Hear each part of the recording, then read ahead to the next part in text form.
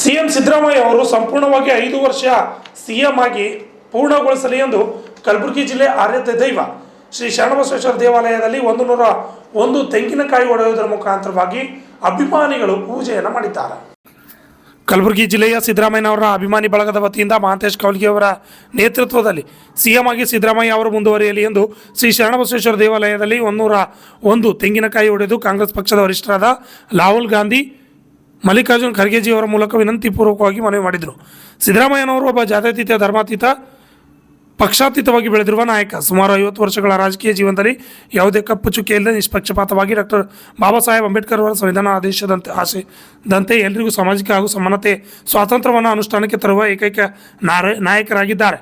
ಸಿದ್ದರಾಮಯ್ಯನವರು ಒಬ್ಬ ಹಿಂದುಳಿದ ವರ್ಗದ ನಾಯಕರಾಗಿದ್ದಾರೆ. ಈ ಮೂಲಕ ಕರ್ನಾಟಕದ ಎಲ್ಲ ಶೋಷಿತರ, ಹಿಂದುಳಿದವರ, ಅಲ್ಪಸಂಖ್ಯಾತರ, ಮೇಲ್ವರ್ಗದವರ, ಮಹಿಳೆಯರ, ಕಾರ್ಮಿಕರ ಆಶಾಕಿರಣವಾಗಿದ್ದಾರೆ ಎಂದು ತಿಳಿಸಿದರು. Bureau report RJ32 Kannada news, Kalaburagi.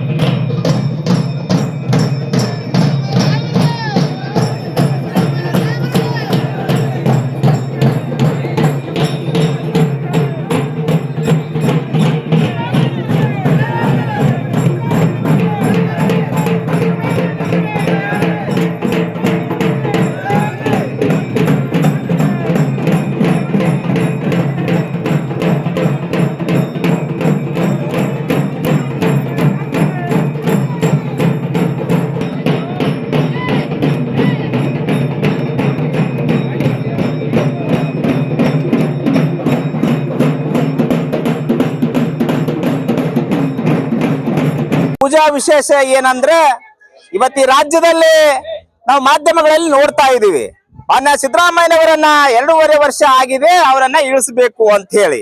ಅದೇ ನಾವು ಇವತ್ತು ಕೇಳ್ತಾ ಇದೀವಿ, ಯಾರ ಹತ್ರ ಆಗಿದೆ ಇದು 2.5 ವರ್ಷ ಅಂತ ಹೇಳಿ?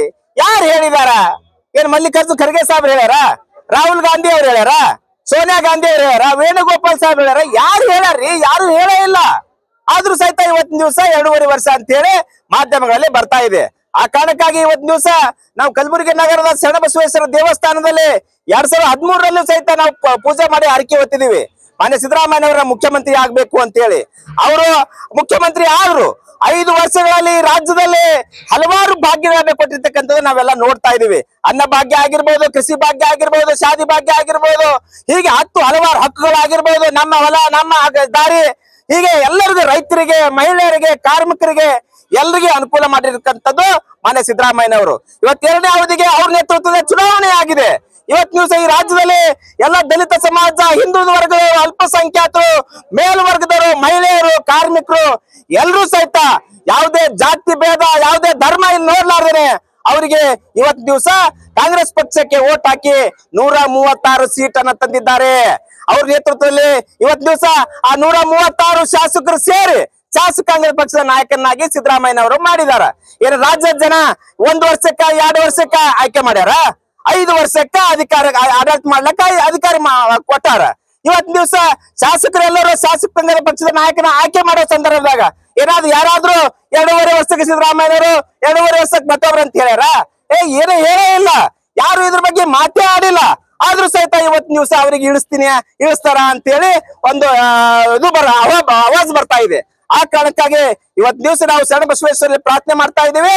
ಮಾನ್ಯ ಸಿದ್ದರಾಮಯ್ಯರಿಗೆ ಶಕ್ತಿ ಕೊಡ್ಲಿ.